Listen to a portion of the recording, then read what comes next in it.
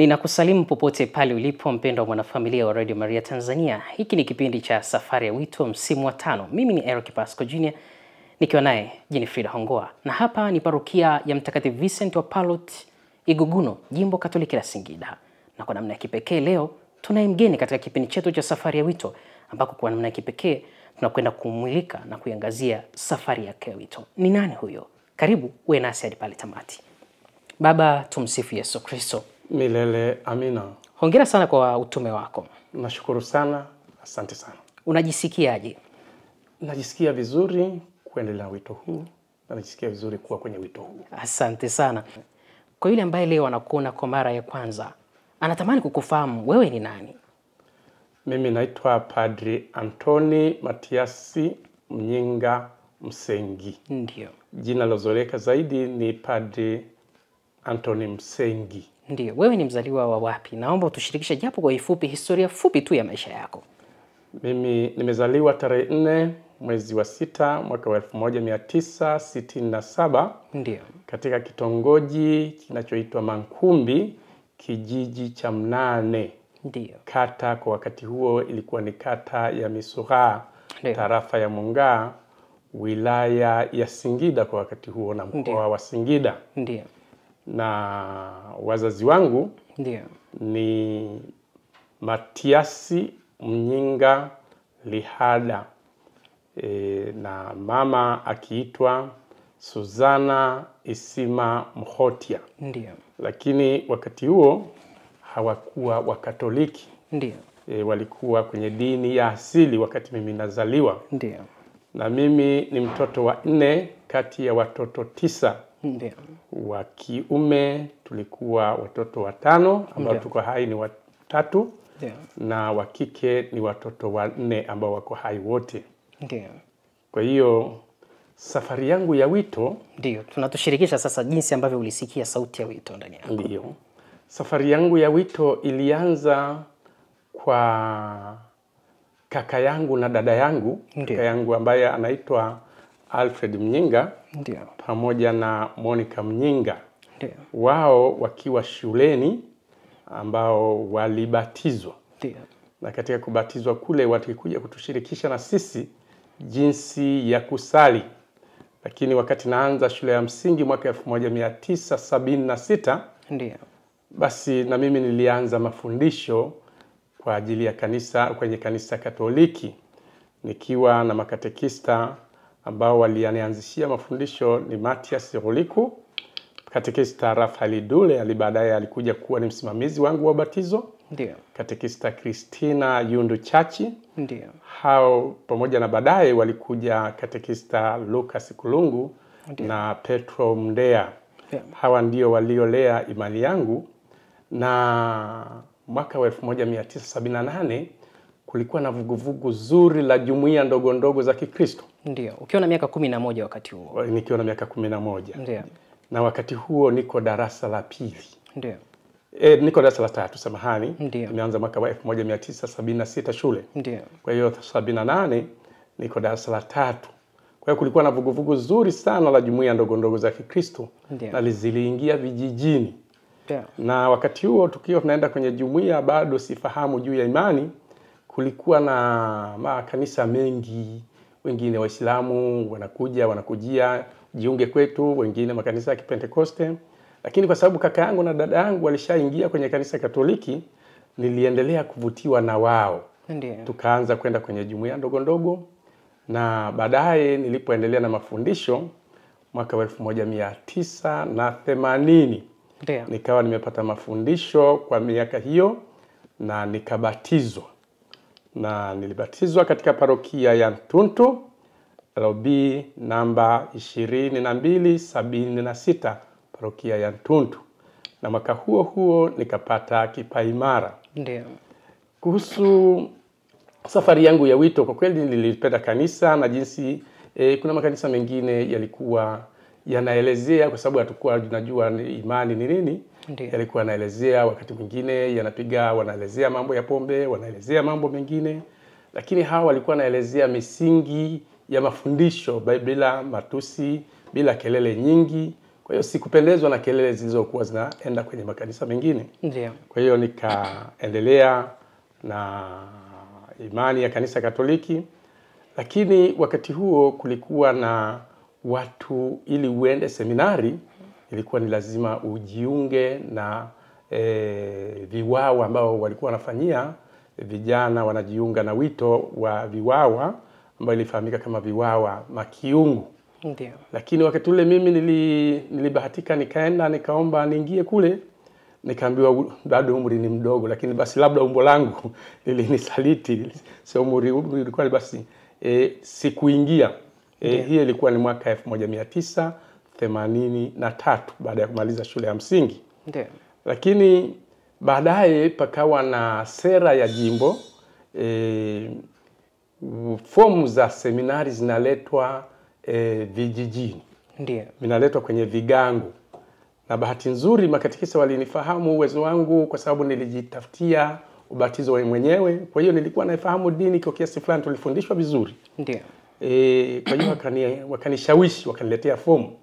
Lakini nikawaambia, mnaniletea fomu, inawezekana aje kwenda seminarini, sina mtu wa kunilipia ada. Kwa hiyo baadaye nikaichukua fomu kwa wazazi. Wakati huo hawakuwa na uwezo, na wazazi hawakuwa Wakatoliki. Na nikasema basi, kwa sababu nilishafika mjini mara kadhaa, nilikuwa naona maghorofa yako mjini Singida, lakini nikasema hata kama nikienda kufanya mtihani, lakini nikaona na ghorofa za kijijini zinafananaje, kwa sababu nasikia Dungunyi seminari kuna ghorofa. Kwa hiyo nikasema ngoja nikafanye mtihani. Tulikuwa 9. Ndio. Mwaka 85 wakati huo. Ndio nikaenda kufanya mtihani wa kuingia kidato cha kwanza. Na katika parokia yangu ya parokia Ntuntu tulikuwa watu 9, nikafaulu peke yangu kati ya watu 9. Lakini bila kuwashirikisha wazazi. Nilienda kufanya mtihani bila kuwashirikisha wazazi na bila kumshirikisha hata kaka yangu. Kaka yangu wakati huo ni mwalimu. Baada ya kusikia kwamba nimefaulu, nikasema nitalipiwa na nani? Nikasema yataishia huko huko. Ndio. Basi nikaenda kwa kaka yangu nikamwambia nimefanya mtihani, lakini nimefaulu wa seminari, na nimefaulu lakini hakuna kunilipia, basi itoshi. Akaniambia Mungu anajua. Wewe hamna tatizo, tutapambana hivyo hivyo. Wewe jiandae uende. Mungu mwenyewe anajua.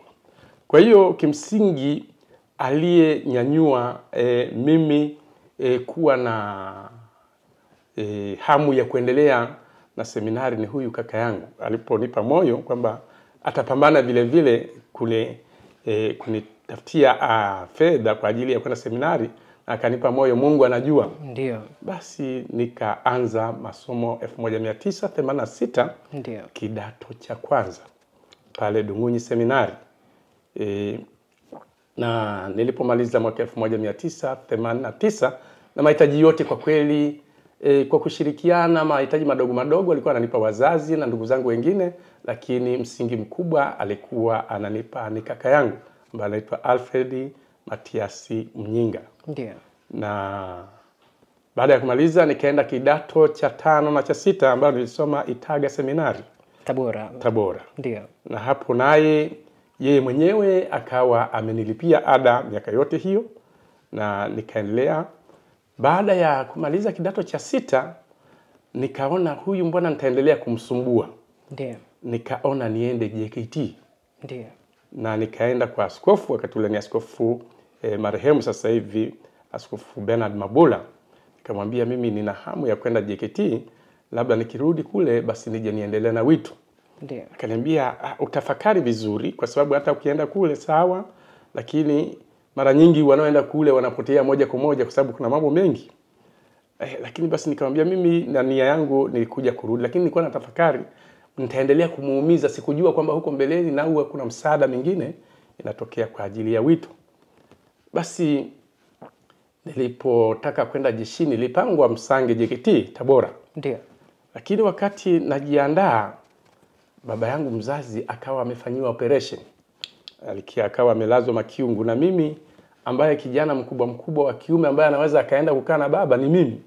Na kipindi kile watu wanaripoti JKT, nikaghairi kwenda ili nimtunze nani? Baba yako. Baba yangu mzazi.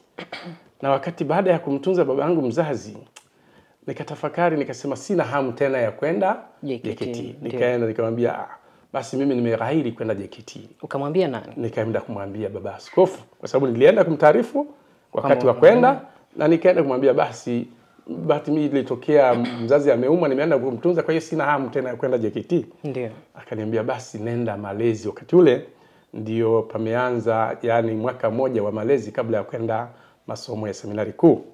Nikaenda malezi Itigi.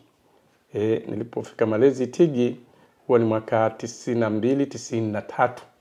Nikafanya mwaka wa malezi pale Itigi, na baadaye nikachaguliwa kwenda Kibosho seminari.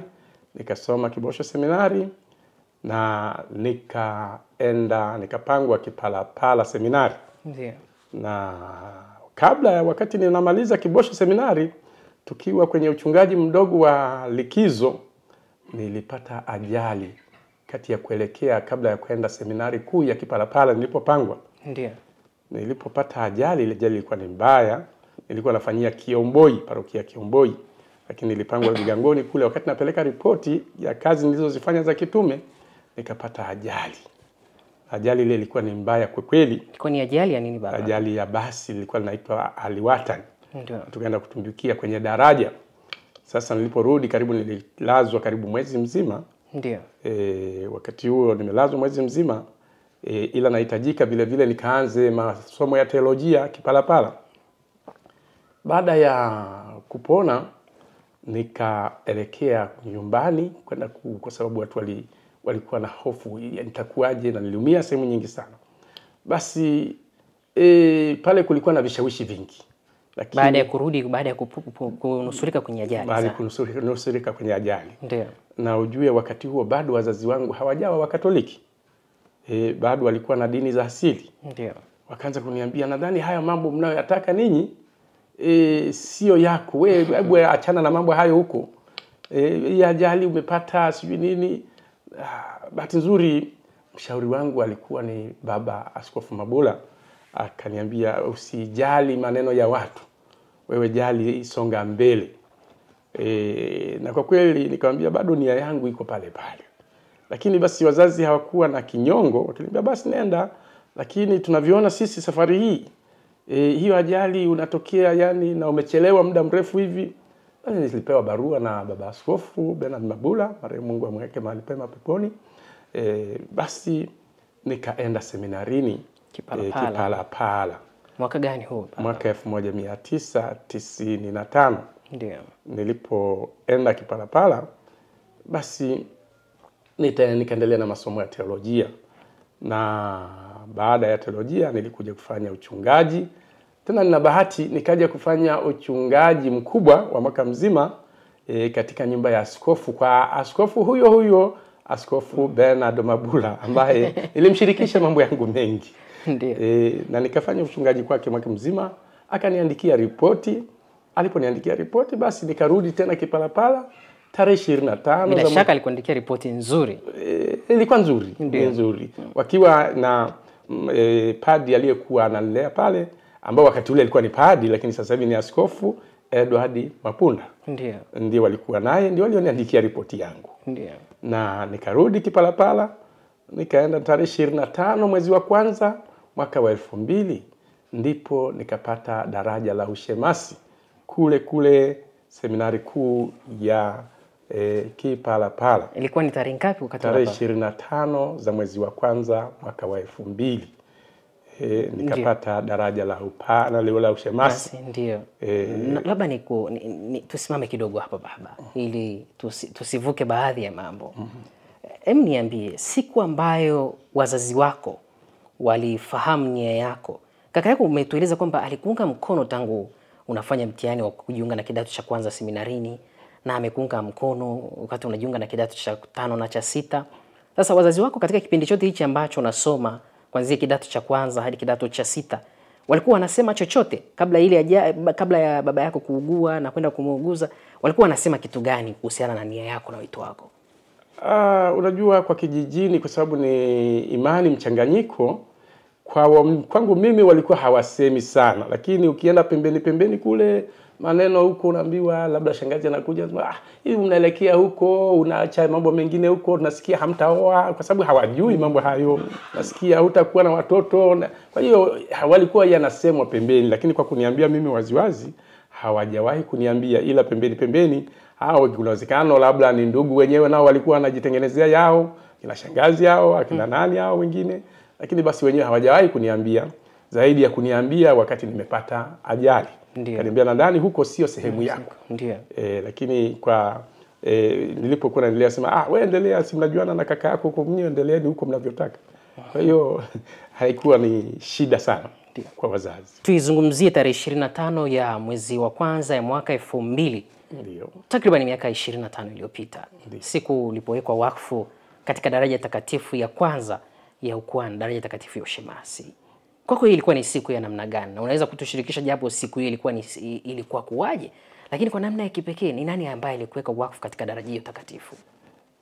Kwa kweli tulipewa daraja la Ushemasi na askofu mkuu wa jimbo kuu la Tabora, Askofu Mario Mgulunde. Ndio. Na wakati napewa daraja hilo tulikuwa tunaomba tu wazazi waje wawili kwa ajili ya sherehe zinafanyika seminarini, sio parokiani, zilikuwa nafanyika seminarini. Na ama kama kuna wawakilishi, basi sikutaka kuwasumbua sana wazazi kwa sababu ya mambo mengi. Kaka yangu ndio alikuwa ni mhusika mkubwa. Ndiyo. Lakini walikuja na watu ambao wako kule ambao ni ndugu wako Tabora kule, basi walikuja kushuhudia. Lakini basi baada ya kuandikia walifurahi. Ndio.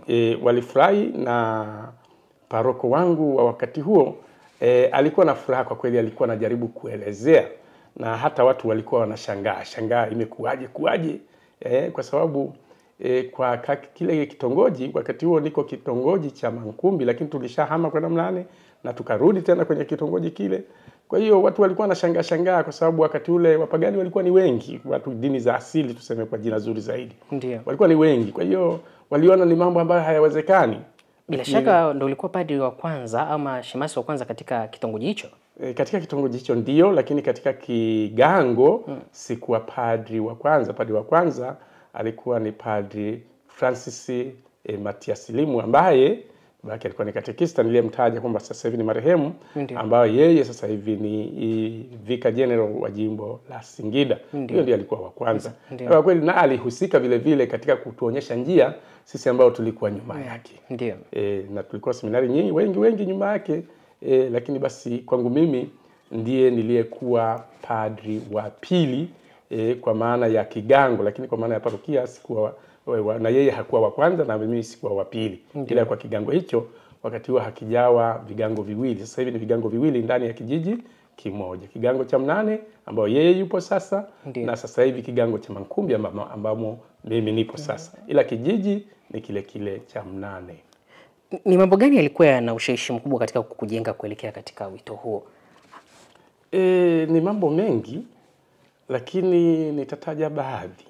Naam, hayo machache. Machache, jinsi ya maisha ya mapadri walivyokuwa wanakuja kuhudumia watu, wanakuja kutuhudumia, na jinsi ambavyo walikuwa wanatufundisha. Na mmoja ambaye aliniandikia barua ya kwenda seminarini na mpaka kunijenga pia alikuwa ni Padri Thomas Mangi, ambayo yupo na ndio paroko wangu wakati huo naenda kufanya mtihani wa Dumunyi Seminari. Kwa hiyo kulikuwa na kikundi kinachoitwa kikundi cha wito. Ndio. Kwa hiyo kila Jumamosi tulikuwa tunaenda parokiani kwa ajili ya kufundishwa mambo ya wito. Ndio. Na baadaye ikawa sio kila Jumamosi tu, zikaongezeka siku kila Jumatatu, Jumatano na Jumamosi mnaenda parokiani kwa ajili ya kulelewa na kupata mambo yanayohusiana na mambo ya wito. Ndio. Kwa hiyo katika kufundishwa mambo hayo basi yalinivutia, na tulikuwa naenda si kwa ajili ya wito wa upadri tu. Yaani tulikuwa naenda yule anayetaka kwenda kwenye mambo ya usista ataonyeshwa mashirika ya kuandika na kuelekea kwenye mambo ya usista, kwenye mambo ya utawa, lakini basi kila moja ilimradi mkiwa darasa la 5, la 6, la 7 na hata ukiwa bado kama unataka kwenda kwenye uburuda, wote mnakusanyika parokiani siku hizo mnafanya shughuli ndogo ndogo, lakini mnafundishwa juu ya wito. Kwa hiyo haya mafundisho nadhani ndiyo yaliyonipa msingi vile vile ya kupenda huu wito. Baba, tuizungumzie siku ambayo uliwekwa wakfu katika daraja takatifu ya upadre, ule mwezi Julai mwaka wa 2000, mwaka wa Jubilei Kuu. Kwako ile siku ilikuwa ni siku ya namna gani? Lakini pia hapo nikurudishe nyuma kidogo, tuzungumzie usiku wa kuamkia siku ambayo unaenda kuwekwa wakfu katika daraja takatifu ya upadre. Ule usiku ulipata usingizi? Hebu tueleze siku hii kwa kweli. Unajua, kulikuwa na hofu kubwa. Ujue mwaka wa 2000 ulikuwa na hofu kubwa. Na watu walidanganywa na mafundisho ambayo mengine sijui ya kijamii, mengine sijui ya vipi, kwamba labda ndio mwisho wa dunia, sijui mambo yataharibika, sijui kompyuta zitafanya nini. Hakuna elimu sahihi juu ya mambo hayo. Kwa hiyo mimi nilipo fika mwaka tarehe 16 za mwezi wa 7 mwaka wa 2000, ndipo nilipopata daraja la upadri. Na daraja aliyonipa daraja la upadri ni Askofu Desiderius Roma wa Jimbo Katoliki wakati huo la Singida. Nikapewa daraja la upadri katika parokia ya Ntuntu. Ilikuwa haijagawanyika kuwa parokia ya sasa hivi niko parokia ya Misura, Mtakatifu Yohane Paulo wa pili Misura. Sasa siku moja kabla, kwa sababu mimi nilitokea seminarini na aliyekuwa ananiandaa ni Padre Pateri Mangi, ambao alikuwa seminarini na mimi nilipangwa seminarini. Aliponipeleka kule parokiani siku hiyo, kwa kweli kulikuwa na hamu vile vile kulikuwa na hofu.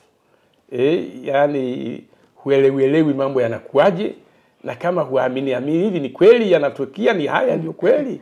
Lakini basi unaizungumzia tarehe 15. Tarehe 15 hiyo. Ndio. Lakini basi kwa sababu tulishalelewa na mambo mengine vizuri na tumefundishwa, na kwa sababu nilikuwa na watu ambao wamepitia huko, walikwambia usife moyo, mambo yatakamilika tu. Anambia wengine wananitania bado masaa kidogo. Tunaanza kuhesabia masaa.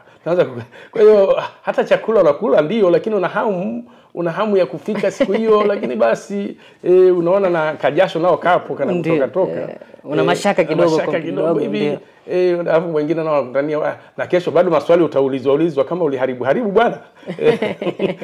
Bado watu wana nafasi ya kufanya sema hana nafasi huyu. Ndio. Kwa hiyo tarehe hiyo ilikuwa ni hivyo, lakini basi baada ya tukio lenyewe kwa kweli ilikuwa ni furaha kubwa, na hata wazazi wenyewe nadhani walikufurahi sana, walifurahi kweli.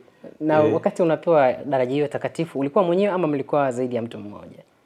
Kwa kweli kwa jimbo la Singida tangu nilipopata daraja la upadri mwaka huo, kwa mapadri wana jimbo nilikuwa peke yangu. Nilikuwa peke yangu. Washirika walikuwepo, alipata nyuma yangu, alipata tarehe 2 za mwezi wa 7, mimi nikapata tarehe 16 za mwezi wa 7 mwaka 2000. Lakini kama mwanajimbo nilikuwa ndiye padri niliyepata mwaka huo peke yangu. Baba, tubaki hapa siku ya upadrisho wako, siku ya tarehe 16 ya mwezi wa 7 mwaka 2000, ambayo mimi binafsi naamini ni siku ya kipekee sana katika maisha yako. Tuzungumzie kwa namna ya kipekee madhehebu ya kukuweka wakfu katika daraja takatifu ya upadre. Tuzungumzie wakati Baba Askofu Roma anakuuliza yale maswali, nafikiri takriban maswali 9 yale, kuelekea katika kukuweka wakfu. Lakini pia hebu tushirikishe hisia zako zilikuwaje wakati litania inaimbwa, kanisa limekaa katika hali ya utulivu, wote tukimuomba Mwenyezi Mungu, wakati tukiweka katika daraja takatifu hiyo ya upadre, ulikuwa ukijisikiaje? Lakini pia kwa namna ya kipekee wakati ukipakwa mafuta, ukikabidhiwa dhabihu, mambo haya yote kwako ulikuwa unajisikiaje? Kwa kweli wakati litania inaimbwa umelala, na yule mtangazaji anaelezea maana ya kulala kifudifudi ni nini, kufia ulimwengu na mambo mengine anayoeleza, unatamani unasema kwa kweli mimi si wa hapa, maana yake hapa nimekuwa ni mtu mwingine.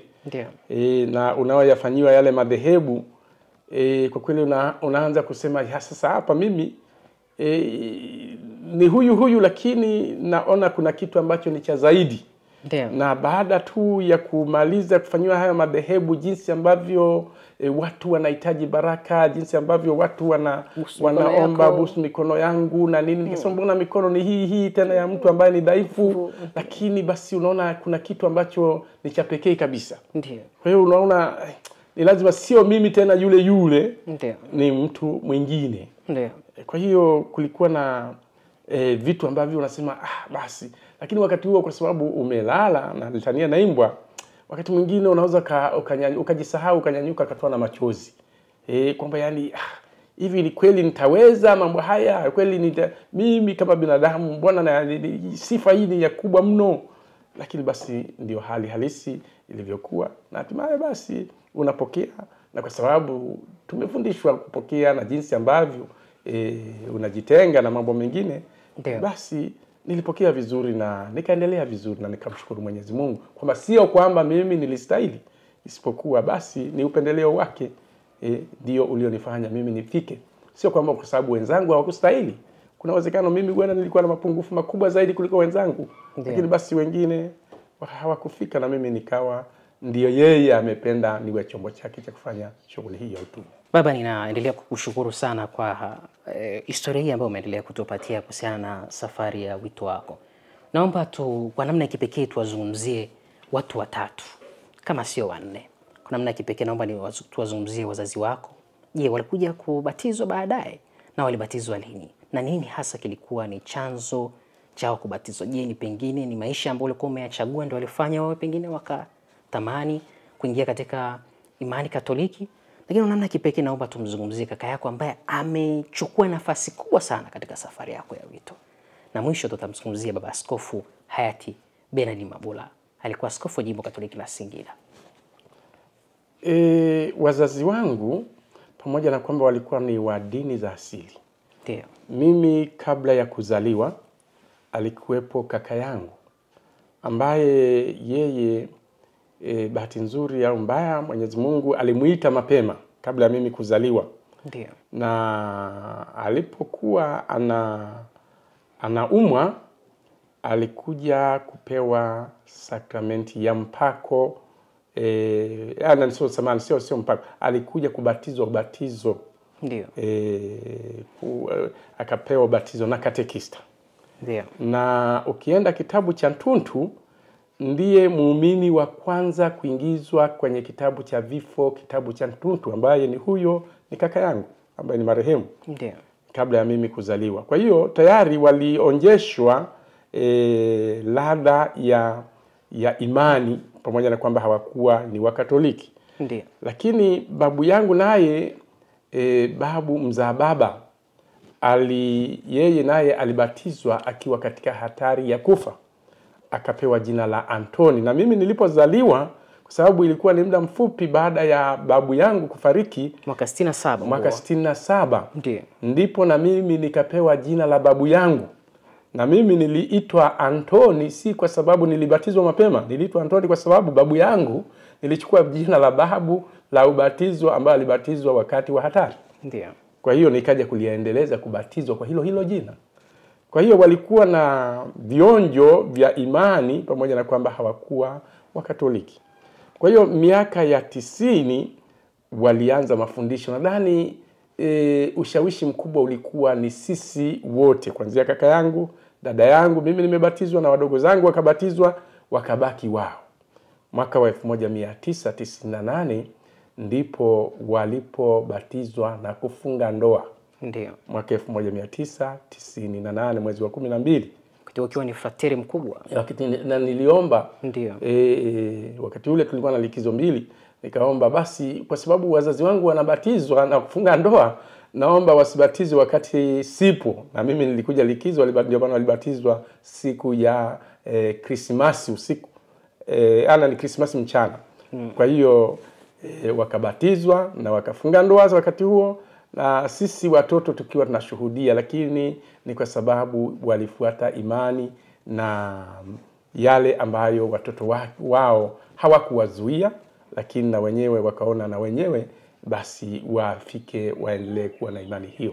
Kwa hiyo nawashukuru kwa malezi yao, na bila kinyongo, walikuwa wanatoa nafasi mtu aende kule anakotaka yeye mwenyewe. Ndio, bado wapo. Bado mzazi mmoja mzee Matias Mnyenga Mhomi, yeye Mwenyezi Mungu amemuita tangu mwaka wa 2011 tarehe 19 mwezi wa 12. Lakini mama mzazi bado yupo. Juzi alikuwa na furaha sana kusherehekea jubilei yangu ya miaka 25. Hongera sana baba. Asante sana.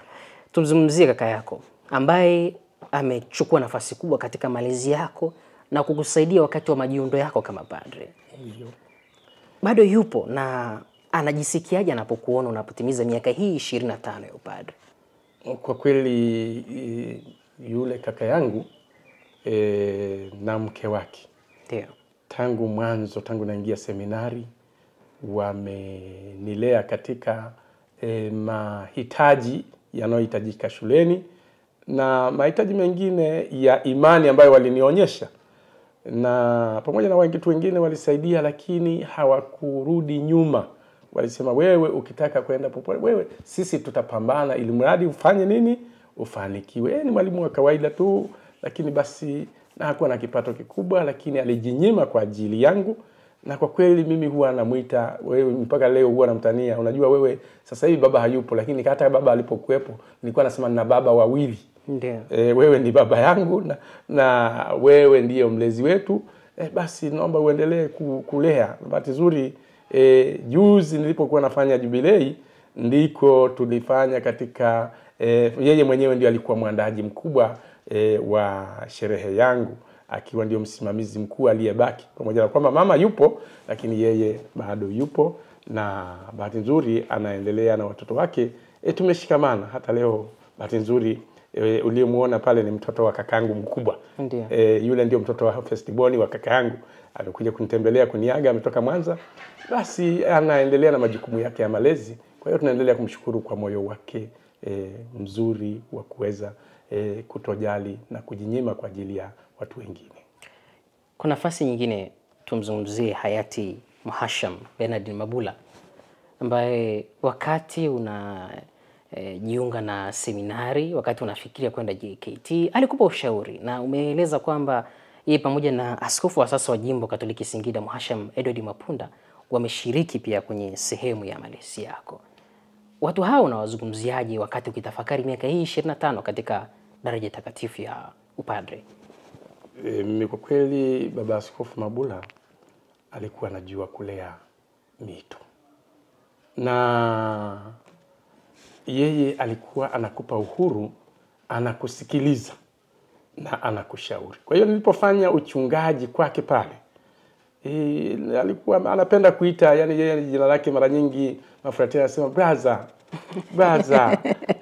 Akisema brother, wewe fanya uniletee ratiba tu na shughuli gani wiki hii. Kwa hiyo anakupa uhuru ufanye mwenyewe. Yeye anakuja kuangalia umefanikiwa wapi, hujafanikiwa wapi, akurekebishe. Kwa hiyo alikuwa ni baba kweli anayejua kulea, na ni baba anayekuelekeza, hapo ulikosea hapa, ungefanya hivi, ungefanya hivi. Kwa hiyo yani nilikuwa naona naishi kama yana harufu ya baba kweli kweli anaelea. Akikwambia jambo lazima kweli hapa nilikosea hapa. Kwa hiyo sio kwamba nilikuwa mkamilifu, basi mapungufu ya hapa wananionya, wananielekeza, basi naendelea na safari. Ndiyo. Lakini namshukuru kwa kweli kwa jinsi ambavyo alikuwa anakupa uhuru, na jinsi ambavyo unajieleza kwake, na anavyokuwa karibu kukusikiliza, na anavyoweza kukushauri na kukuambia jambo ambalo liko mbele yako na hatari zake. Kwa hiyo kwa kweli alijitahidi kutulea mafrateri na kuwa karibu kweli kweli, na alikuwa anamfahamu kila mmoja kwa jina lake na sehemu karibu anakotoka. Kwa hiyo ilikuwa ni kweli, yule ni wa sehemu fulani, huyu ni wa sehemu fulani. Kwa hiyo ilikuwa ni rahisi zaidi kukufahamu na kukuonya, kwa sababu anakufahamu vizuri. Na alikuwa hapendi kukaa na mtu ambaye hamfahamu, yani anajificha ficha, yani afadhali ya kufahamu ili akuambie ukweli, ni mambo haya hayatakiwi, haya yanatakiwa, haya. Ilikuwa yani ndio baba wenyewe uliokuwa yuko hivyo yeye. Ndio. Hongera sana baba. Nashukuru sana. Baada ya miaka hii yote, nini mnachojihisi ulipoadhimisha miaka 25 tangu ulipowekwa wakfu katika daraja takatifu ya upadre. Unajisikiaje baba kwa miaka hii 25? Kwa kweli miaka 25 nimefanya shughuli na utume sehemu mbalimbali. Ndio. Na kila nilipopita najisikia furaha. Ndio. Kwamba kanisa linahitaji wachungaji. Ndio. Nimepata upadi tu mara moja, nikawa padi na mwalimu mlezi katika seminari ndogo ya Dung'unyi. Baada ya kutoka pale nikaenda parokia ya Ilongero, nikiwa paroko msaidizi, nikaenda parokia Mtinko. Baadaye nikaenda jimboni pale nikiwa katibu wa askofu Desiderius Roma. Ndio. Baadaye nikaenda parokia ya Kintinku. Nikiwa parokia ya Kintinku, na nikarudi tena nikaenda parokia ya Mwanga. Nikafanya utume parokia ya Mwanga, nikaenda parokia ambako nilipadirishwa, parokia ya Ntuntu. Nimekaa parokia ya Ntuntu ambako ndiko ilikuwa parokia yangu ya mwanzo, lakini wakati huo tayari zilikuwa zimegawanyika sehemu mbili. Parokia ya Misora ilisha kwa mimi ndio parokia yangu. Na baadaye nikaenda parokia ya Chemchem kutoka Ntuntu nikaja Nduguti, na baadaye ndio niko Igugulu. Kwa hiyo sehemu zote hizi nimefanya utume, na nifanya utume kwa sababu nikiwa na furaha. Sio kwamba hakuna changamoto. Zipo changamoto nyingi za mazingira, za imani, ambao za sehemu zingine mchanganyiko wa imani, nakuta familia moja, huyu Mkatoliki, huyu wa dhehebu hili, huyu ni dini hii hapa. Lakini nafurahi kufanya utume katika sehemu hizo, na kwa kweli tuna wachungaji wanahitajika. Wachungaji wanahitajika kwa sababu maeneo mengine unaona kweli ukifanya kazi unasema labda tungekuwa watatu. Akitoka mwenzako hapo unasema tungekuwa watatu na mimi kwenda labda ningepata hata kasiku kapumzika, lakini basi wachungaji wanahitajika. Ndio. Tuhitimishe, una wito gani kwa vijana? Una vijana wengi. Kwanza mwitikio wa wito ndani ya kanisa unaonekana kwamba umeshuka na umedorora. Una wito gani kwa vijana ambao tunawatarajia kwamba watakuwa ni mapadri wa kanisa la kesho? Lakini basi kwa wale ambao wana hamu ama wanajisikia kufuata wito mtakatifu, una neno gani lipi la kuambia, hasa kwa kuangalia uzoefu wako ndani ya kanisa kwa miaka 25? Wito wangu kwa vijana ni kufuata dhamira zao na nia yao sahihi na maelekezo juu ya wito. Sasa hivi kuna wimbi la utandawazi na uchambuzi juu ya utandawazi chanya na athari chanya na athari hasi. Wakati mwingine tumepelekwa na hilo wimbi, na wengine kwa familia zetu, wengine wamejikuta wanaona labda upadri ni sehemu ya kukimbilia kwenda kwa mambo ya kiuchumi zaidi, wakasahau kwamba huu ni wito na mambo mengine. Nao wakielekezwa vizuri, wito nina uhakika watajengeka katika misingi iliyo sahihi. Ndiyo. Lakini basi kuna mambo mengi ya sasa hivi na mambo ya vyombo vya habari yanazungumzia nini juu ya wito, na madhaifu huenda yanayotokana juu ya mambo ya kanisa huenda yanawakatisha tamaa, na wakati mwingine mawimbi mengine ya kutoka nje, zile mambo ya nje nao yanafifisha mambo ya wito. Lakini kimsingi tusimame imara katika kuelezea imani ya kanisa Katoliki na juu ya wito wa upadri, ili kila anayeenda pale anajua anaenda anafuata nini. Anamfuata huyu ambaye ni Kristo mwenyewe, na unakuwa Kristo mwingine baada ya kuwa padri. Kwa hiyo kwa vyovyote vile usije ukafikiria na makando mengine ambayo yana mawimbi ya ukisasa, yana mawimbi ya utandawazi, yana mawimbi ya mambo ambayo ya jamii sasa hivi inavyozunguka. Na wakati mwingine upadri nao umedhalilishwa, wakati mwingine kanisa limedhalilishwa, na watu wengine wanaogopa kuelezea mambo hali halisi ilivyo.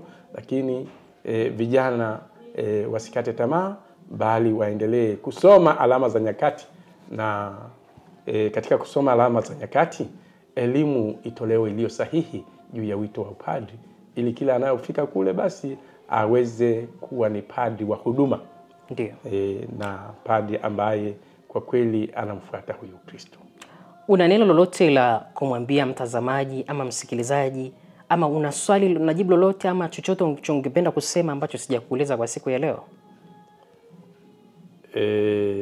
Kuna uwezekano ya kusema ni mengi, Kwa dakika moja tu. Mimi niseme neno la shukrani, na washukuru sana Radio Maria kwa kunitembelea, na washukuru Radio Maria kuwa hapa Igugunu, sauti ya Kikristo nyumbani kwetu. Naomba tuendelee na mafundisho na msingi wa Radio Maria. Mafundisho yanayo patikana kwa njia ya Radio Maria. Ukienda kwa wagonjwa wanafarijika. Ukienda kutembelea wagonjwa sema mimi nimeshindwa kwenda kusali, umeniletea Ekaristi, lakini nilikuwa ninaliwazwa na Radio Maria. Kwa hiyo endelee na hiyo kazi ya Radio Maria, kumleta Kristo katika wale ambao kuna uwezekano wameshindwa kufika kanisani, kuna uwezekano wana ladha ya kumuonja Kristo kwa njia yoyote ile kwa mafundisho, na basi hayo yanaweza kusaidia kulijenga kanisa zuri na pendwa zaidi katika nyakati zetu.